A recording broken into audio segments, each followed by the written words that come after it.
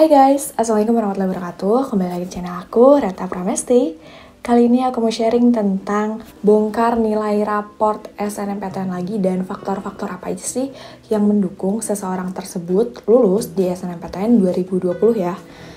Nah, ini tuh merupakan part kesekian karena aku sebenarnya sebelumnya udah pernah bahas dari part 1 sampai part 10 gitu ya, atau part 9 itu aku mulai bahas dari yang nilainya 80 lulus di SNMPTN sampai nilai yang 90 lebih.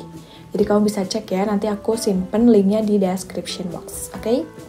Oh ya, for your information dulu, FYI, jadi ini merupakan data valid dari orang tersebut yang bercerita ke Reta langsung lewat DM Instagram, ada juga yang lewat email.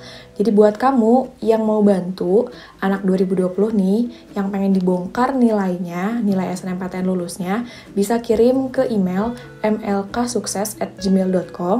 Lalu kamu ceritakan perjuangan lulus kamu di SNMPTN 2020, serta faktor-faktor apa yang kamu miliki, sehingga ini bisa menggambarkan nilai kamu untuk masuk ke jurusan tersebut dan bisa membagikan informasi secara luas untuk adik-adik kamu seluruh Indonesia. Oke? Thank you. Dan let's get started. Oke, pertama-tama jujur, aku kangen bongkar-bongkar kayak gini. Awal-awal tuh bongkarnya tuh kan pakai tabel nilai gitu ya. Tapi sekarang Reta bongkarnya dengan nilai akhir rata-ratanya gitu. Dengan asumsi teman-teman semua yang nonton tuh udah paham cara untuk mencari nilai rata-rata. Oke, yang 6 apel. Sekarang kita masuk ke orang yang pertama. Yang pertama ini namanya adalah Nazirul Fikri. Dia dari SMA Negeri 2 Lamongan. Oke, Lamongan tuh Jawa Timur ya. Oke, dia lolos di SNMPTN FSRD ITB. Wow, oke. Jadi lintas provinsi, oke. Nilai rata-rata raportnya semester 1-5 dari 6 apel sekitar 87,5. Wow, ya tinggi ya, di atas 85 tuh udah tinggi sih menurut aku. Untuk nilai yang menonjol ada mapel seni budaya. Oke, ini benar-benar relevan. Ada beberapa alumni di sana, berarti mungkin di jurusannya ya. Lalu sertifikatnya hanya 2 yang dilampirkan, yaitu tingkat nasional dan kabupaten, karena pada dasarnya Fakultas Seni Rupa atau Desain sejenis mewajibkan untuk membuat portofolio sebagai salah satu pokok penilaian. Mungkin ada poin lebih dari portofolioku. Untuk adik-adik yang lagi berjuang di SNMPTN tahun depan, semangat ya, just focus on your dream, jangan pernah takut untuk bermimpi, good luck, katanya gitu. Oke, jadi ini relevan sih, emang ekspektasinya diterima karena ada alumni, ada sertifikat, nilainya juga tinggi. Nah, walaupun luar provinsi, tapi tadi ada track record alumni yang membantu gitu. So, ya ini dari Fikri, thank you ya buat informasinya. Semoga buat teman-teman yang mau masuk ke jurusan seni, dipelajari pesan dari dia bahwasannya portofolio itu penting. Jadi bagusin di portofolionya. Oke, sekarang kita masuk ke orang yang kedua. Yang kedua ini dari yang namanya Christian. Nilai rata-ratanya 90,07 dari SMA Negeri 8 Pekanbaru. Pekanbaru tuh Riau ya. Terus jurusannya IPS, akreditasi sekolahnya A, ranking 3-5. Oke, ranking paralel maksudnya ya. Rata-rata KKM-nya 76. Ya, this is high. Jadi tinggi.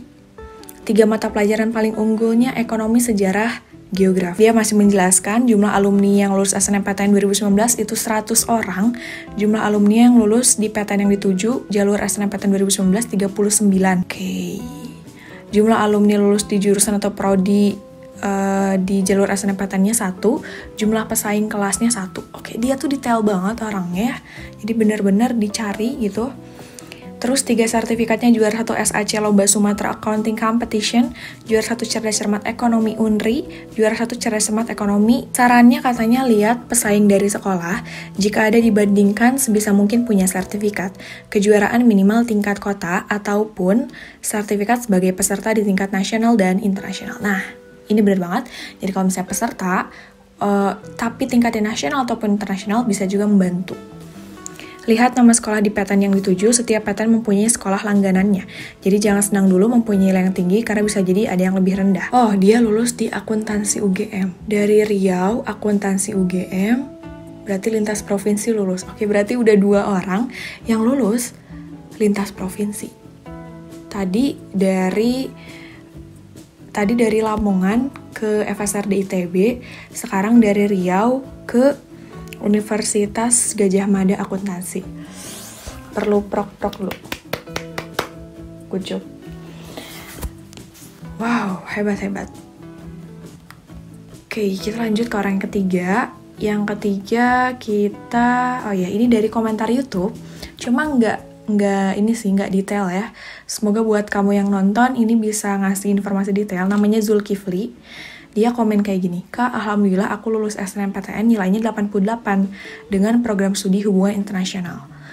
Jadi buat adik-adik semangat ya, tapi dia nggak ngasih tahu dia itu masuk PTN mana. Cuma nilainya 88 HI. Dan juga ngasih tahu faktor lainnya. Tapi nggak apa-apa, thank you banget buat Zulkifli. Kalau misalnya kamu nonton, boleh ngasih detail informasinya ya. Oke, kita lanjut ke orang yang keempat. Yang keempat dari Sarah Natasha Pramudi, asalnya dari SMA Negeri 2 Tangerang Selatan. Dia lulus pilihan 1 Statistika Unair. Unair tuh Surabaya ya. Rata-rata nilainya 98. Wow. This is almost perfect.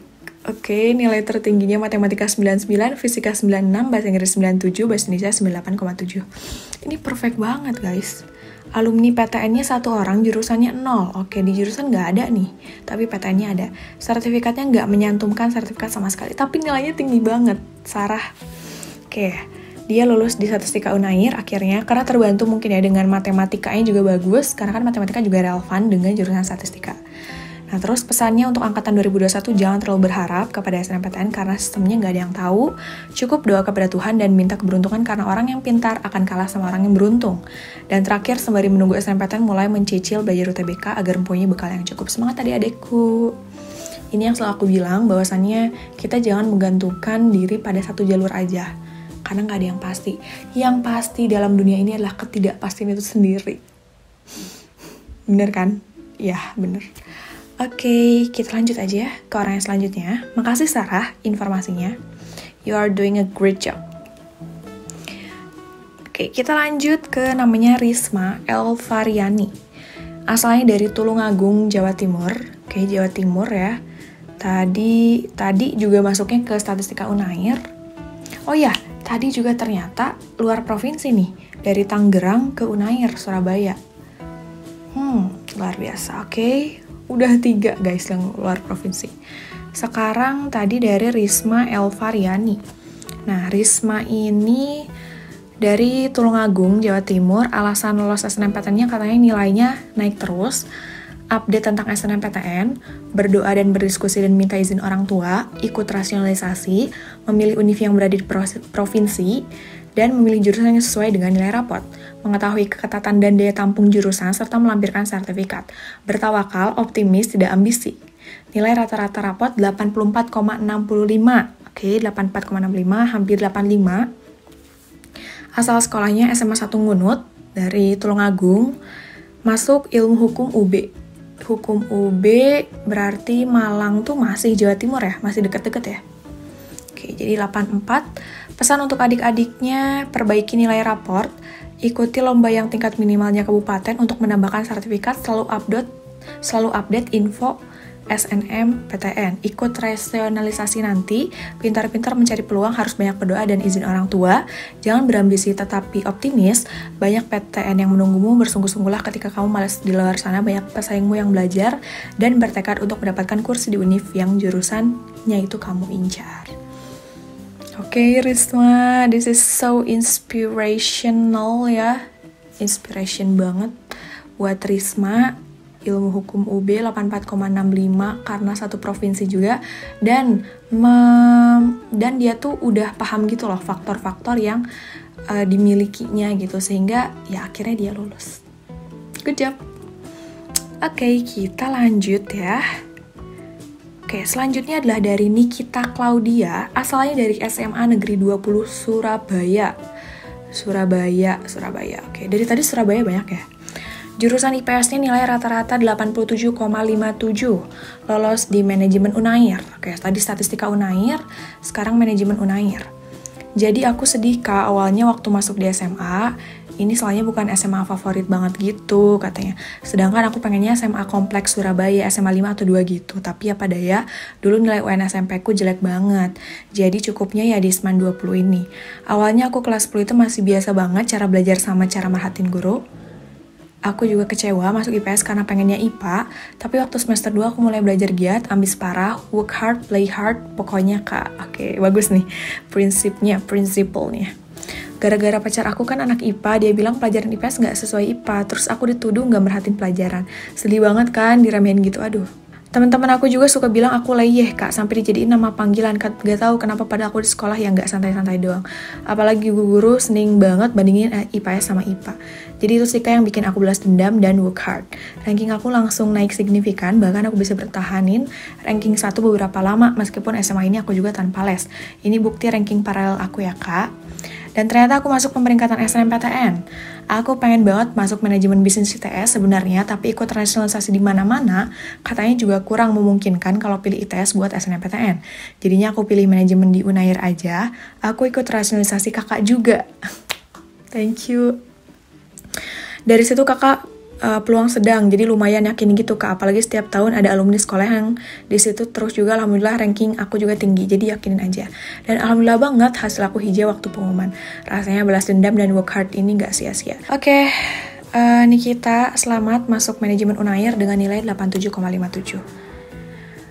Oke, sekarang masuk ke selanjutnya ya. Aku lupa keberapa. Sivanka Natasha, namanya Sinva, dari Sidoarjo, Jawa Timur. Nilainya 88,7 dari SMA 1 Krembung, masuk ke UB juga nih, Pendidikan Sastra Indonesia. Oke, katanya alasan lolosnya yang paling utama memperbanyak ibadah dan berdoa, lalu harus jadiin kedua orang tua sebagai motivator, up to date ngikutin perkembangan SNMPTN, ikut rasionalisasi nilai raport, bisa juga sharing-sharing ke cutting lebih dahulu. Oke, pesannya jangan patah semangat, harus selalu optimis dan berikhtiar. Bersusah-susah dahulu, bersenang-senang kemudian. Memang nggak gampang, tapi yakin kesusahanmu itu sekarang akan berbuah kebahagiaan esok nanti. Keep fighting! Wah, thank you banget nih Sivanka. 88,7 ke Pendidikan Bahasa dan Sastra Indonesia UB. Oke, bagus. Oke, mungkin ini yang terakhir ya. Namanya adalah Agisna. Agisna dari Kalimantan Selatan. Dari SMA 1 Banjarbaru, diterima di ULM. Lambung Mangkora tuh berarti Kalimantan juga ya. Di Prodi Ilmu Komunikasi nilainya 83 katanya. Kalau ditanya mengapa bisa lolos SNMPTN, aku bisa jawab berapa hal, yaitu alumniku di ULM banyak, akreditasi sekolahku A, dan aku melampirkan sertifikat Olimpiade Bahasa Inggris. Oke, ilmu komunikasi sebenarnya nggak terlalu relevan sama bahasa Inggris, tapi masih ada hubungannya karena public speaking. Tapi ada satu hal nih Kak yang bikin aku nggak yakin lolos SNMPTN, yaitu adanya saingan di sekolah sendiri.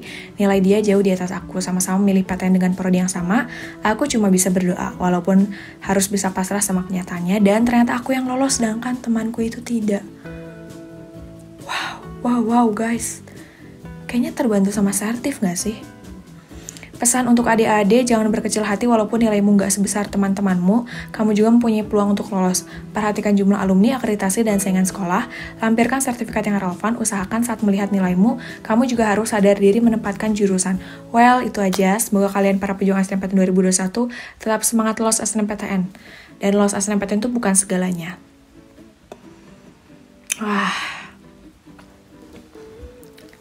Kebayang sih, ada 2 orang yang pengen masuk satu jurusan yang sama. Yang satu lebih tinggi, tapi nggak ngelampirin sertifikat. Sedangkan satunya lagi, si orang tersebut misalnya kita gitu ya, kita lebih rendah nilainya, tapi ngelampirin sertifikat. Ternyata yang diterima yang ngelampirin sertifikat. Jadi itu mungkin pengaruh juga ya. Nah, so itu ada beberapa yang udah kita bongkar nilainya. Tapi tadi in overall dari 83 sampai 88 sih. Sampai 89-an bisa masuk SNMPTN. Dan faktornya In conclusion sama sih. Jadi kayak harus memperhatikan alumninya, akreditasi sekolah, apakah di dalam provinsi. Kalau misalnya di luar provinsi juga tetap lihat track record sekolah. Dan juga tetap lihat nilai menonjolnya. Nilai menonjolnya apakah sesuai dengan jurusan, terus apakah nilai kamu tuh grafik nilainya naik terus, atau enggak. Karena itu juga mempengaruhi kelulusan di SNMPTN. Jangan lupa kalau misalnya punya sertifikat, walaupun peserta di nasional dan internasional, lampirin aja. Tapi kalau misalnya yang juara tingkat kota juga, itu juga bisa dilampirkan. Pokoknya minimalnya kota, maksimal internasional. Wah, lumayan ya.